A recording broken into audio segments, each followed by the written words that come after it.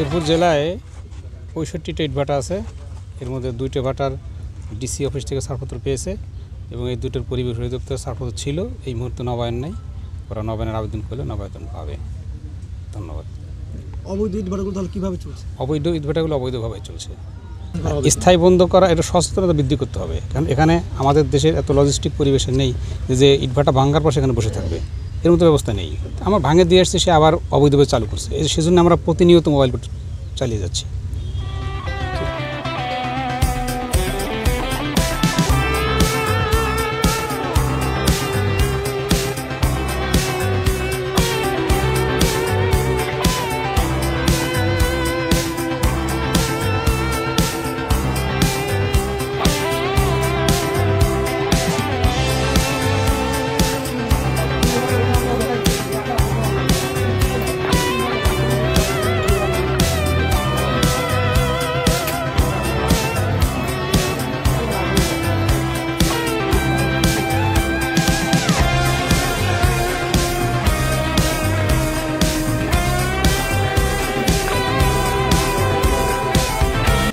এই অবৈধ ইটভাটা এবং বায়ু দূষণকারী যে কারখানাগুলো রয়েছে সেগুলোর বিরুদ্ধে আমাদের মোবাইল কোর্ট অভিযান অব্যাহত রয়েছে। এরই ধারাবাহিকতায় আজকে শেরপুর জেলার আমরা এই নকলা উপজেলা এবং সদর উপজেলায় এই যে ইটভাটাগুলো রয়েছে অবৈধ, তাদের বিরুদ্ধে অভিযান পরিচালনা করি।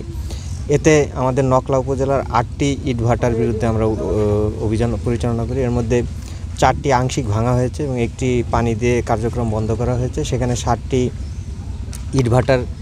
ইটভাটাকে আমরা 6 লাখ টাকা এবং একটি ইটভাটাকে 5 লাখ টাকা, মোট 47 লক্ষ টাকা সেখানে জরিমানা করা হয়। আর এখানে সদর উপজেলায় আমরা 3টি ইটভাটার বিরুদ্ধে অভিযান পরিচালনা করি। এর প্রত্যেকটিকে আমরা 6 লাখ টাকা করে, মোট আমরা 18 লক্ষ টাকা।